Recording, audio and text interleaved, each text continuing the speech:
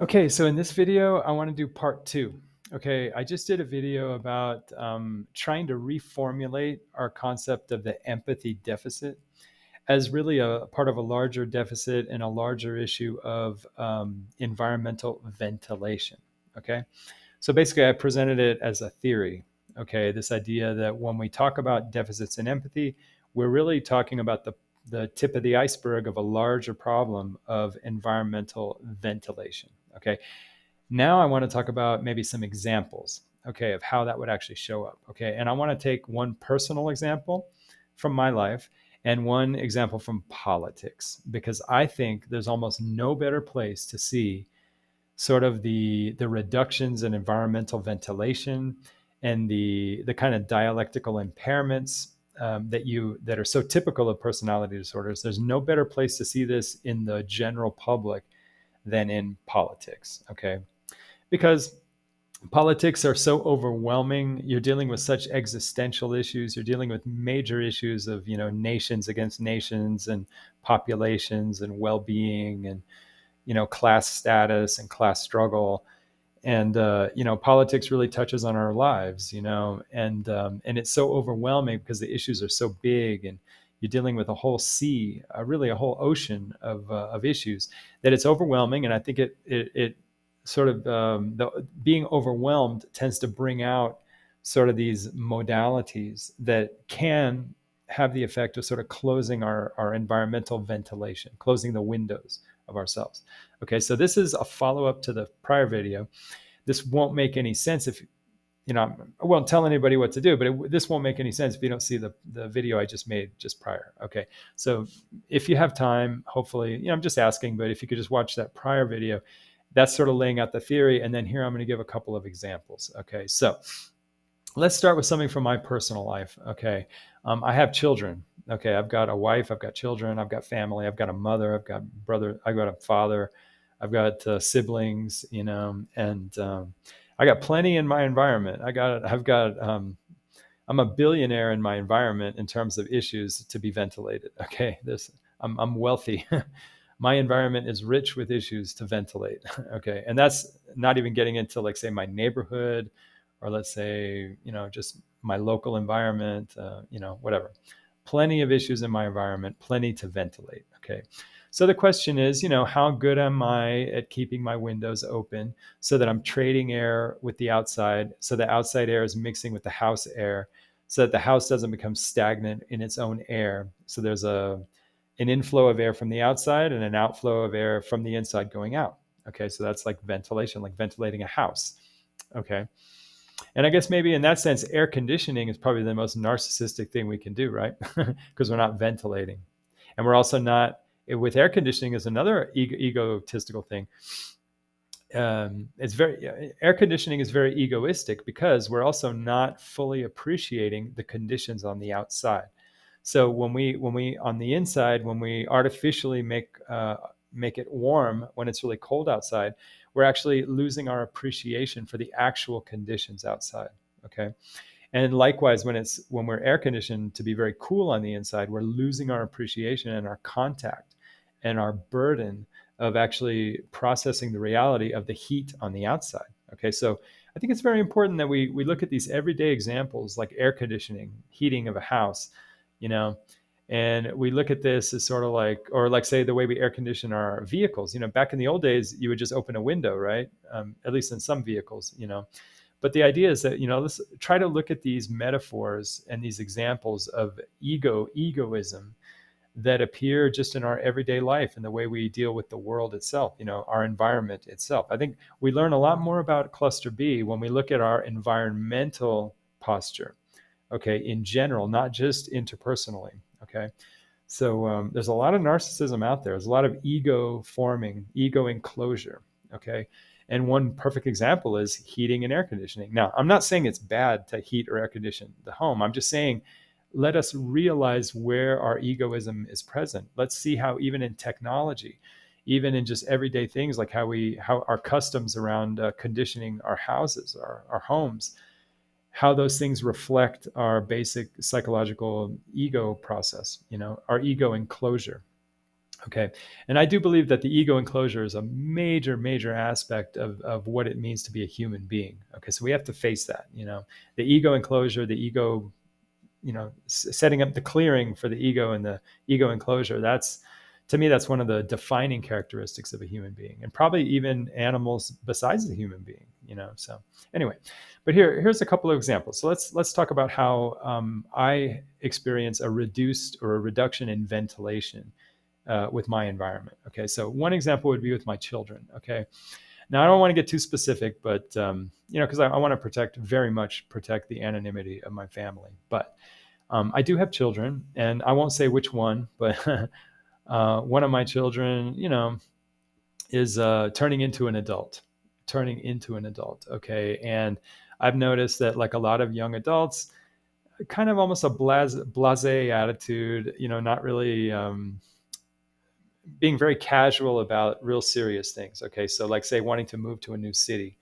has the idea that he or she wants to move to a new city, and has the idea it's going to be so easy just to get a job as a waiter, just to start making money, just to start, dealing with all the struggles, and kind of underestimating how difficult it can be. And so, it's not really just a philosophical conversation, because we're having sort of a family discussion around how much money he needs. So it is very practical, like, how much money do you need? And that decision is based on how you estimate, the actual complexity, the actual challenge of what you're facing, moving to a new city, So taking it kind of blasé, and kind of showing me signs that he's not really anticipating the problems of life, So basically the idea is, I'm concerned about his conscientiousness. Okay. Now, I think most young people have issues with conscientiousness, not just my children, but it's something that kind of triggers me as a father. So we start getting into these discussions, and things happen in life. He gets into situations, and then I start kind of getting a little upset, and letting him know, hey, you couldn't have seen this ahead of time. You couldn't, you say you're in an emergency. You say you're having these problems. Why did you let your bank account go to zero? Why aren't you carrying around a little bit of savings? Why aren't you planning a little bit, anticipating the problems? And he's like, hey, I'm not sure I like your tone, and we're starting to get activated, because I can see a real problem with my child, and basically, okay, fine, in families, we're going to have debates, we are going to have confrontations, but what happens to me as an NPD? Okay, I started getting activated. Okay, and what's inside of me? Okay, what's inside of me is, I've inherited from thousands of years of whatever. I have some modalities. Okay, I have some modalities, and one of my modalities is the militant leader, the militant operator.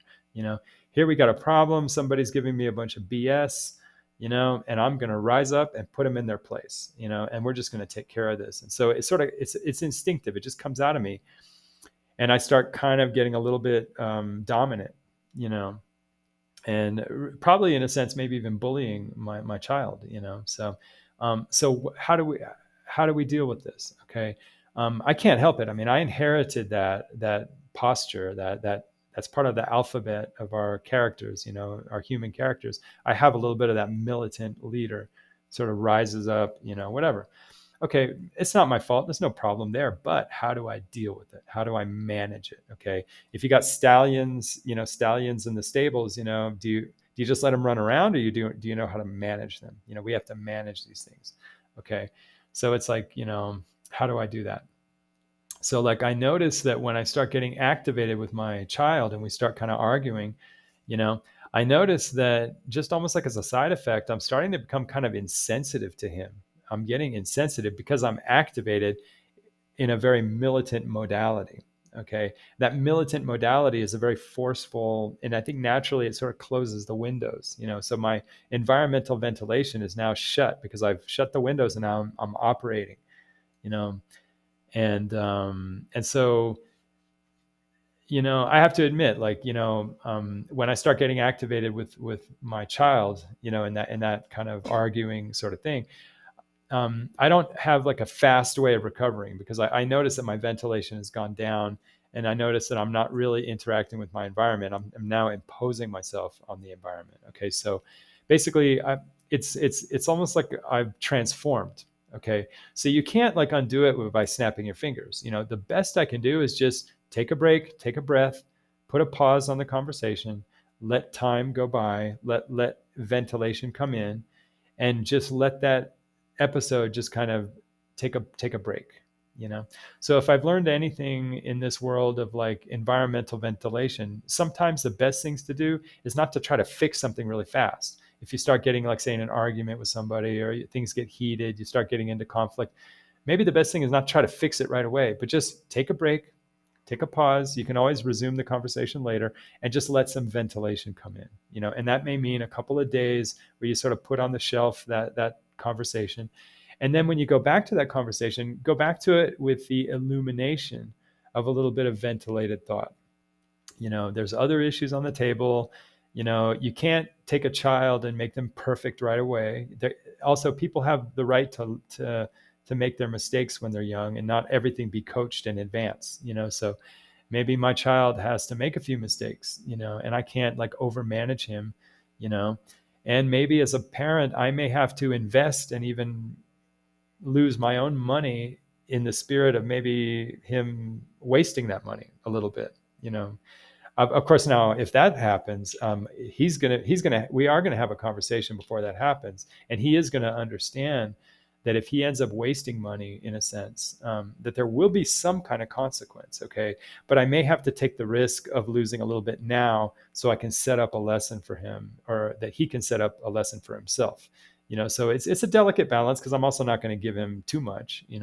But it's like, now that I can take a break, and now that I'm deactivated, de-escalated, I'm going to try and ventilate the airspace so I can get more issues on the table, not just the narrow issues that I want to impose on him.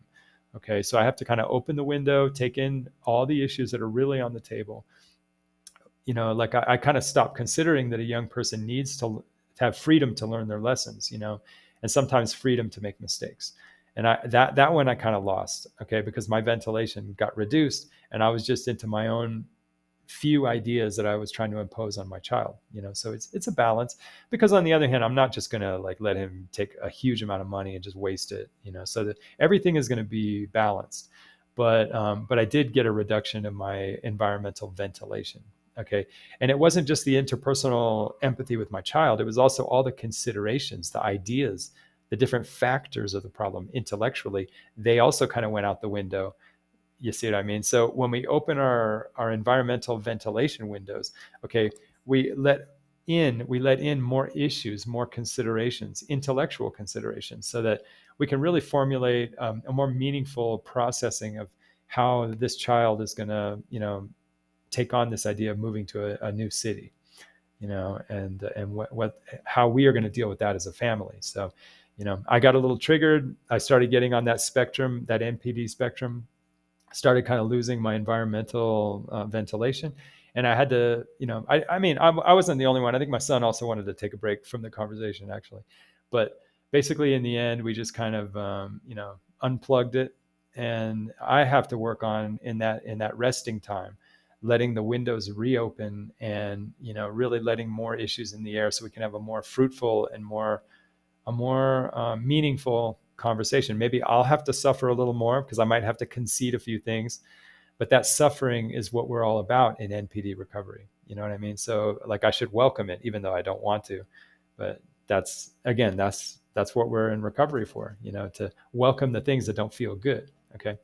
So then let's see how that would also apply, kind of the same, or I'm sorry, let's see another example of this ventilation deficiency, how it comes up in politics. Okay, so basically, here we are living in a country. I'm not going to say which country, but I'm living in a country where there is some violence. Okay, there has been some violence, and there's a lot of political issues. A lot of the same thing you see in the United States. A lot of left wing, right wing politics and stuff, and a lot of issues around increasing crime, and and mafia, like mafias, like. Mafias and like narco traffic, like cartels and that kind of stuff. And it really is a big issue. There's a lot of issues. So basically, you know, let's say something happens in the news where there's like a really violent murder. that's not too far from where you are. And basically, I'm just going to say that, sometimes that can bring out the worst, where you feel so overwhelmed by all these issues. Like, are we even living in a safe country? And there are times when you just want to make a quick decision and just say, hey, we just need to get out of here, or, this country is not even worth it, or even worse.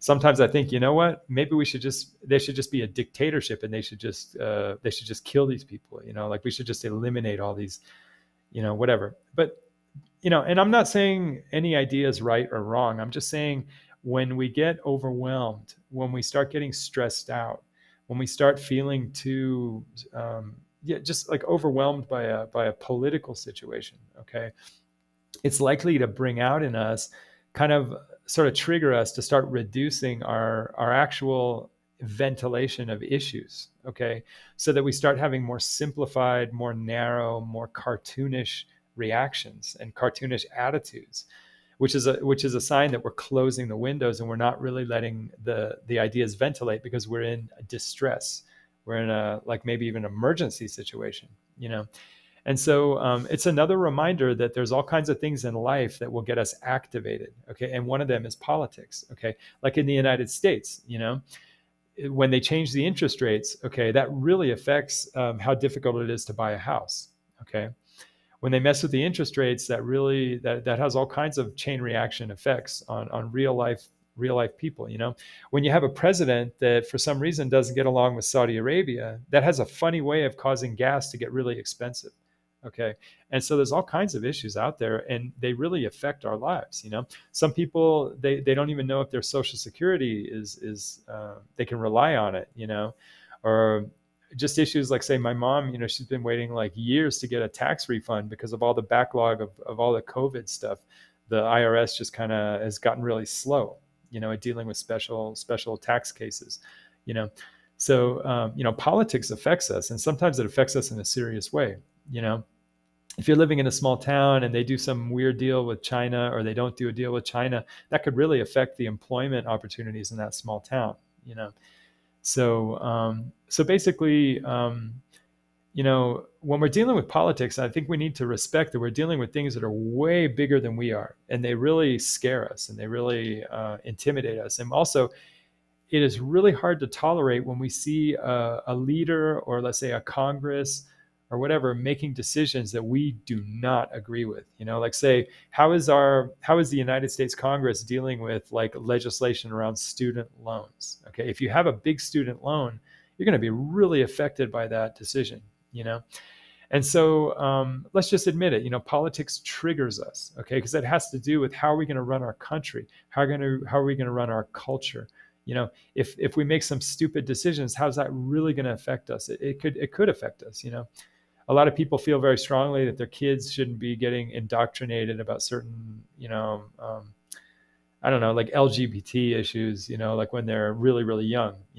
I'm not saying I have an opinion about that, but I'm saying people have opinions about that. you know so I'm just saying that, politics has a way of sort of bringing out that arousal, that activation, where we may not realize it, but it may be activating our more militant, aggressive, kind of like stand your ground kind of modalities, where the side effect is that we may be sort of closing our windows, and sort of not really ventilating really as much as we can with the real issues that are out there. So it's a real exercise for us to face, let's say, the world of politics, which is really overwhelming, and somehow train ourselves to sort of open our windows and not close our windows, okay, so that we can really allow more issues on the table and just be more mature at how we process things. Because our instinct sometimes is to kind of like close the windows and say, hey, let's just solve this problem, and that's almost always kind of an immature, sort of a cluster B, kind of on the spectrum of cluster B kind of way of approaching reality. And so I think we just need to, use those examples, like, say, in the family, or with friends, or let's say with coworkers, or, in our, just in the world, when we get into confrontations, or when we're dealing with politics, these are classic situations where we can sometimes be activated, and sometimes some of our more militant operators can sort of come out, these modalities, and they have a way of sort of shutting down the ventilation. and we need to sort of take responsibility for our environmental ventilation. And we can have our reactions, but we also have to watch that, keep our windows open, and keep that ventilation of issues and not get too cartoonish or too oversimplified. So those are two examples of how environmental ventilation really applies in real life, and so how we can learn to see NPD and cluster B not just as a specific issue with interpersonal content, but really how we're relating to our general environmental content, not just the interpersonal aspect. Okay, so something to think about as we all work on our own recoveries, and we all work on learning to get to know ourselves, learning to get to know our militant operators, our different modalities, and at the same time, watch the windows and make sure we're ventilating with the outside world, because that's how you keep the ego in check. And yeah, thanks for watching, and wishing everybody the best.